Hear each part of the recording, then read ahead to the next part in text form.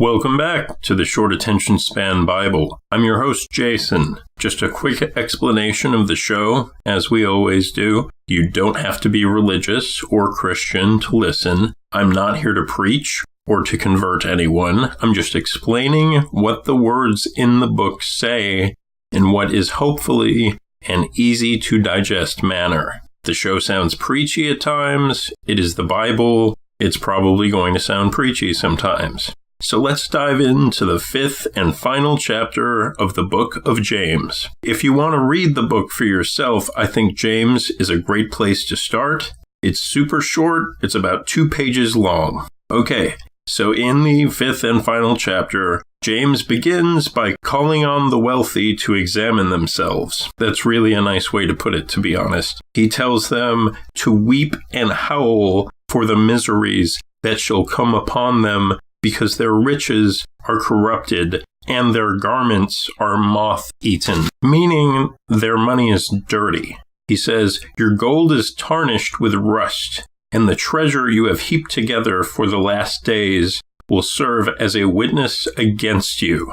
The cries of the people who have worked your fields, who you have cheated of fair pay, their cries have entered the ears of the Lord. Now, it sounds like he's coming down really hard on the quote-unquote wealthy here, but then as we'll see in the next section, he basically calls on the poor and the downtrodden to not really do anything about it and just have patience and faith that the Lord will judge accordingly. Anyways, so James continues, you have lived a life of self-indulgence and luxury and have fattened yourself for the day of slaughter. You have condemned and killed innocent people who did not resist or oppose you. He's saying that the wealthy, that the business owners essentially have killed people. And, you might argue, well, hey, I haven't killed anyone. When people work without healthcare insurance or a living wage, they are in a sense, and sometimes in a very real sense, being killed. When you keep people at 35 hours a week, so they're not full-time, and they don't have health insurance, and they can't go see a doctor, they can't send their children to go see a doctor, people have barely enough money to keep a roof over their head, and they're working what should be a full-time job, people get sick. Sometimes people die. That's real. That's real life. A lot of times people don't think about the real world effects and the real world impacts that their business decisions have on the people that perform the work, that make their businesses viable, that essentially bring in the money that the business makes by performing the task or creating the goods or providing the services that the business is known for. And those people oftentimes are left to struggle to varying degrees. Sometimes the degree of their suffering is really, it's pitiful. That's what James is going on about in this first section of the final chapter.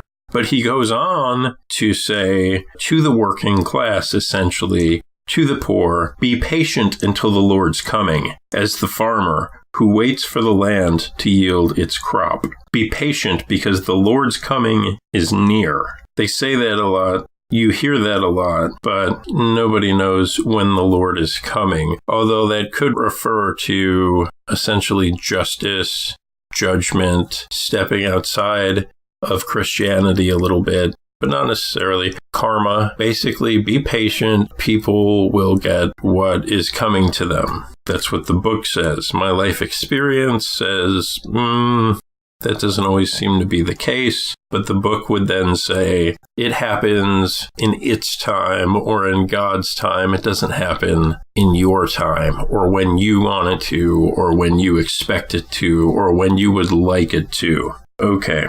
So he goes on to say, don't hold grudges against one another or you will be judged. Look to the prophets of God as an example of suffering and patience. Those who endure great suffering are honored and blessed. The Lord is full of tenderness and mercy. Above all, he says, do not swear by heaven or by earth or by anything else. All you need to say is yes or no. Let your word be your bond, or else be condemned. Okay, your word is sacred. When you say something, that should be enough. That should be it. He's saying you should never have to say, oh, I swear to God. Oh, I swear on my mother. Oh, I swear. That's all unnecessary, and according to the book, is actually sinful. Because your word should be so sacred and so imbued with a sense of power and trust that to have to invoke anything beyond just your word suggests that your word isn't really worth anything. You gotta rope something else. You gotta rope God. Oh, I swear to God. You've gotta rope your mother into this. You've gotta rope, you gotta pull these other things when in fact the words that come out of your mouth should be enough. He continues to say, if you are dealing with hardships, pray. If you are happy and doing well, sing psalms or praises.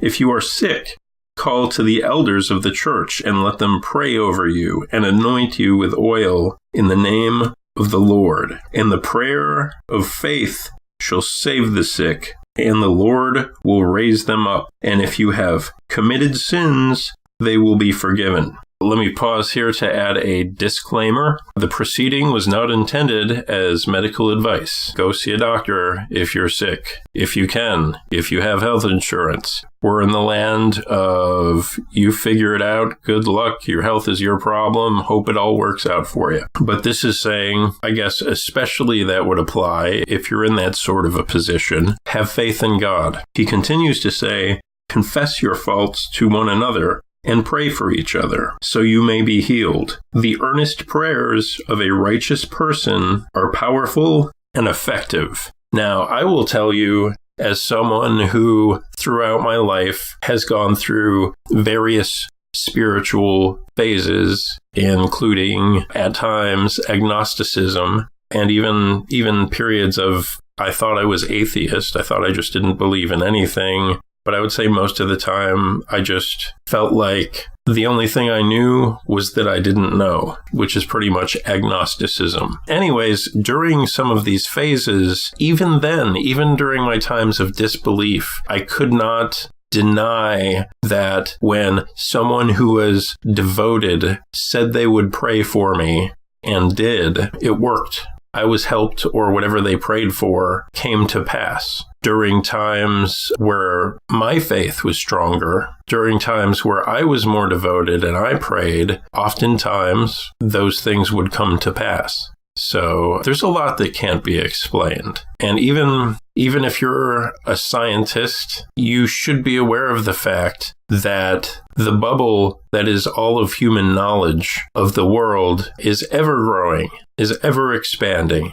And there's so much we don't know. And once you get close to those outer edges of human understanding and understanding what we as a species do know and do understand and what we don't, you begin to realize that actually our bubble of all human understanding is pretty small, and there's a lot left to be discovered, and there's so much left to be understood. So anyway, continuing on the theme of the effectiveness of an earnest prayer, in James chapter 5, verse 17, he says, Elias, or in other translations, it says Elijah. I don't know if those are two translations of the same name. I suspect. Anyways, it says that he was as human as we are, and he prayed earnestly that it would not rain, and it did not rain on earth for 3.5 years, according to this book. And he prayed again, and the heavens brought forth rain, and the earth produced its crops. So,